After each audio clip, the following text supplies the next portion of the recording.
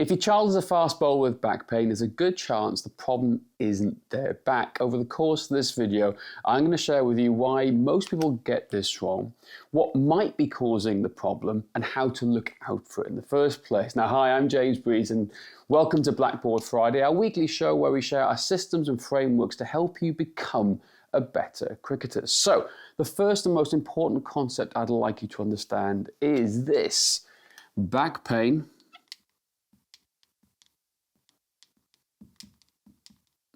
does not equal back problem.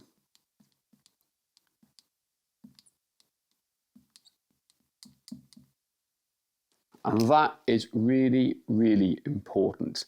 Stop chasing pain. Pain is usually the symptom. Now, back pain is a very specialist subject. It's very complex, and I can't give you all the answers in today's video because it always depends. Sometimes you need medical intervention. For a proportion of people coming in to see me though, back pain is not the back problem. Now let me explain. So in the concept and world of sports performance, I want to introduce you to the theory of the joint by joint approach. So back pain doesn't equal back problem. Now if I draw my little stick man here, if I draw his pelvis, he's got 2 legs and 2 arms, and he's got 2 feet down here. Now we have joints going through the body. We have the ankles, we have the knees, we have the hips, okay? We have the lumbar spine, the lower part of the back, we have the middle back, and then we have your neck, your cervical spine at the top. Now it's a chain. It goes up and it goes down. And we have mobile joints, and then we have stable joints. The ankle is a mobile joint. It moves up and down, side to side, and inverts, everts. The knee is a stable joint. It goes in 2 planes. It flexes and extends. The hip goes like a full 360. It flexes, extends, it internally rotates, externally rotates. It moves a lot. The lumbar is a stable joint. Thoracic is a mobile joint. The cervical, well, it's both stable and mobile, depending if you're looking at upper and lower, but let's call it a stable joint for the time being. Now, ankles need to be mobile, stable, mobile, stable, mobile, stable.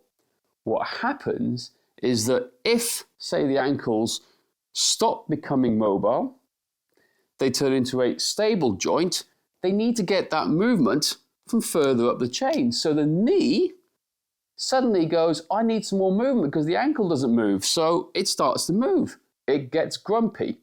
Likewise, if the hip becomes a little bit immobile and becomes more of a stable joint, it needs more movement. So it could come from, more movement could come from the lower spine, the lumbar spine, or it could come from the knee. So therefore, a lot of people sometimes get a grumpy lower back because their hips are becoming mobile, not doing the job they should be doing. So the joint by joint approach is the idea of that you have mobile and stable joints either every other, and if one becomes tight and stops doing the job it should be doing, it impacts the one either above or below, or sometimes both. So mobile, stable, mobile, stable, mobile, stable.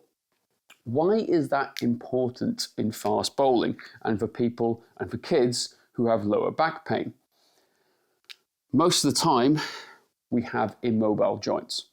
And when we're bowling, the lower part of the back tends to do more of the work, and much more work than it should be doing, because something up and down the chain has changed. So, if we understand the principle of the joint by joint approach, we can then apply it to fast bowling.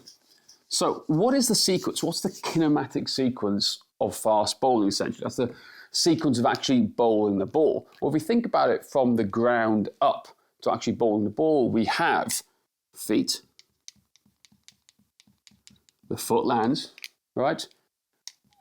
We go knees, right? We go hips, trunk, arms, can't even spell today, and then ball. Very simple layman's terms. So the feet land, it travels up through the legs, the pelvis is going to control it, the trunk is going to control this, it then carries through, the energy carries through to the arms, and then the arms carry through and then let the ball go to ball at release. So feet to knees, hips to trunk, arms to ball. Now, you start at the feet. If the ankles are immobile, right, and as a fast bowler, you want to have a braced front leg. If we haven't got the range of motion with your ankles, then something else has to give, which is usually the knee. It travels up. So it's always going to be impossible pretty much to brace your front leg if you haven't got ankle mobility. And that is not just dorsiflexion, which is flexing the leg and then the ankle going forward, but plantar flexion, lateral and medial rotation, inside out, side to side, and then you have invert evert, which is side to side list. Okay, so that travels to the knees. Well, if we can't brace the front leg, we get more movement to the knees, and we then suddenly have unstable hips and a core that doesn't able to control all of this. Well, everything goes wrong, and then suddenly the back takes the full brunt of it. So we've got to think of it in terms of, well, what is the sequence of bowling?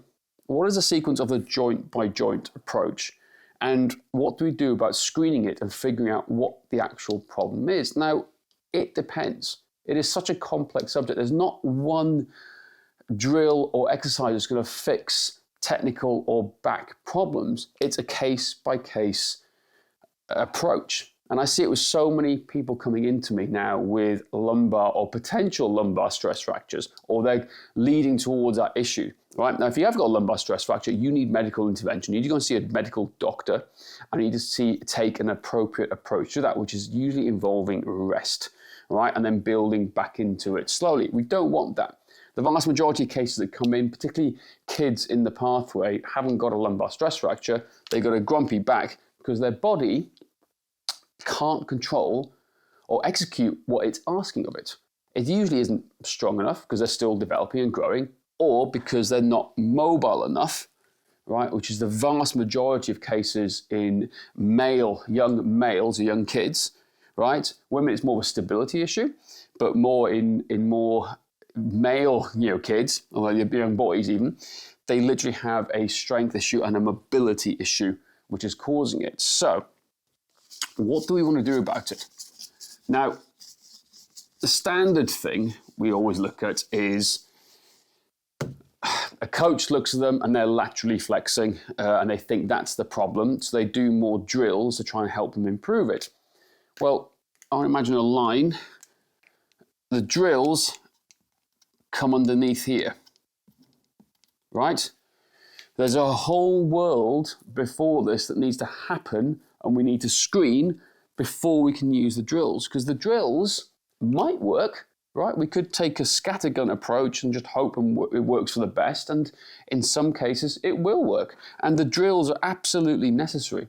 But for the vast majority of the kids I'm seeing, they're not ready for the drills. And we need to screen them better for how they move. So how do we go about doing this?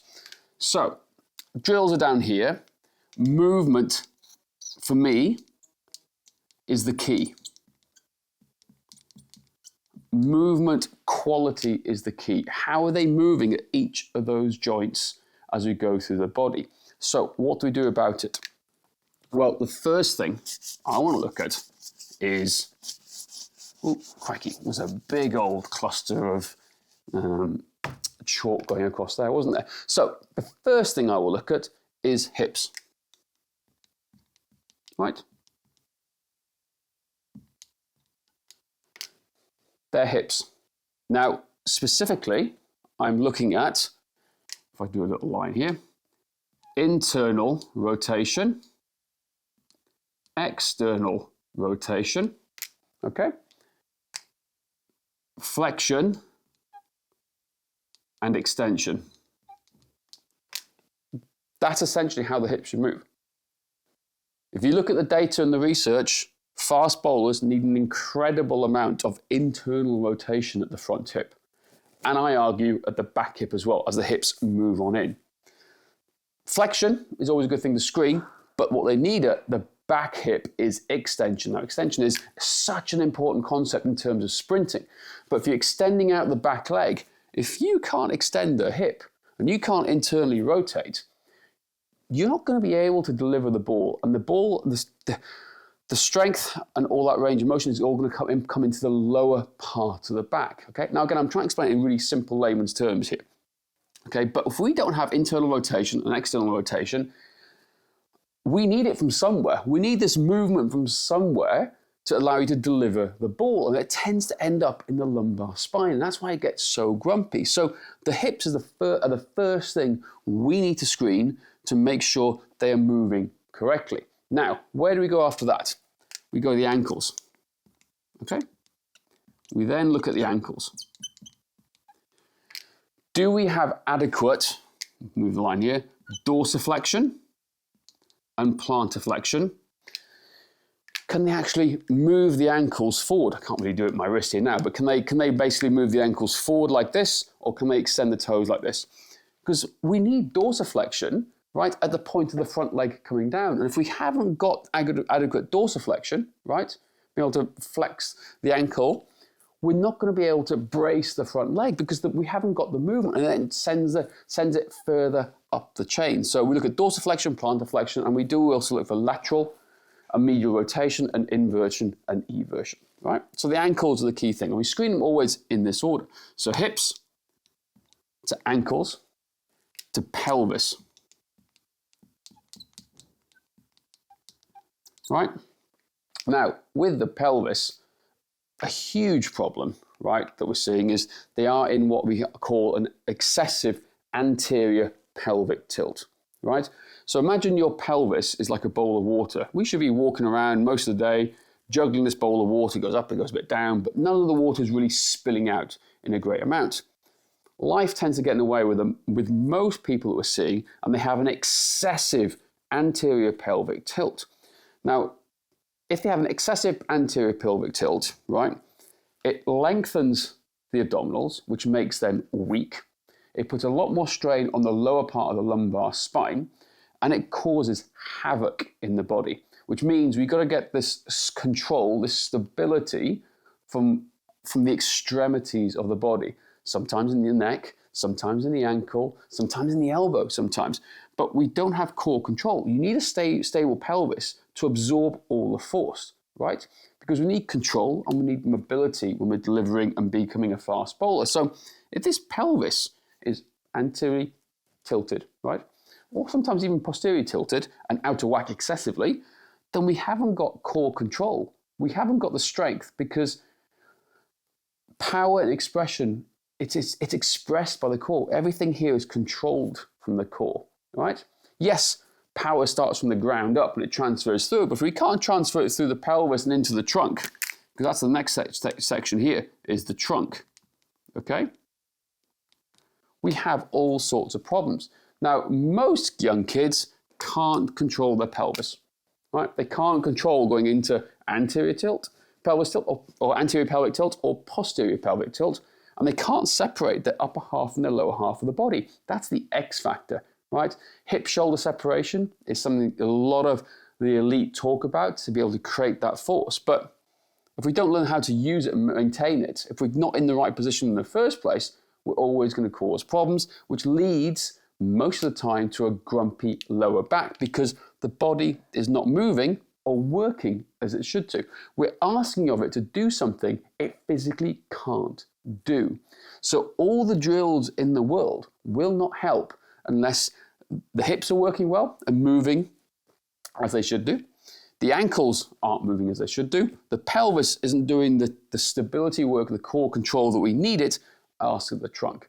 And we haven't even got to the shoulders and the neck side of things, but this is how we approach it, okay? And we've got to clear each of these areas, right? Now, what I've seen most of the time is there is a massive issue with internal and external, particularly internal rotation, and absolutely zero in some cases of hip extension, right? And I know from elite baseball players, if they can't maximally extend the hip, right, they don't have a lumbar extension, right? And they don't have external rotation of the arm.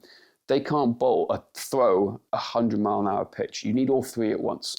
So we've got to clear each of these three things. So the goal of today was for all the parents out there who are worried about their kids and not knowing what to do about back pain. The back pain is not usually a back problem. It usually starts from somewhere else, right? Unless you have disc issues or you have a major type of trauma, okay? But the back is usually a symptom of things not working elsewhere, and we're asking them to do movements and complete a sequence that they physically are unable to complete because they either life has got in the way or they haven't learned how to use their body appropriately. So think about it this way. Screen the hips. If they haven't got that internal external rotation, we got issues. If their ankles don't move, we got issues. If their pelvis doesn't move accordingly, we're going to have issues. And they haven't got core control to knit it all together, they can't express it. So remember the kinematic sequence of fast bowling, okay? And this is the same for throwing as well. We're looking at ankles to legs, to trunk, right, to arms, and then the ball. In very simple layman's terms. So I hope that gives you a different perspective on how to screen and help your kid with lower back problems. Like I said, back pain is never usually a back problem. It stems from somewhere else. But you need to understand the idea of the joint-by-joint approach. Where do we screen it? And what's the actual action of actually bowling the fast ball in the first place? And if you understand that, it gives you a better idea of where to look at to help them get out of pain. All right, so I hope that makes sense. Hope you enjoyed that Blackboard Friday. It's a little bit different today. Please leave a comment down below or get in touch if you need actually more help to help diagnose and figure out where the problem's coming from. It's not always a simple case, and more drills don't tend to be the case. So I hope you enjoyed it, and I'll see you again next week on another episode of Blackboard Friday.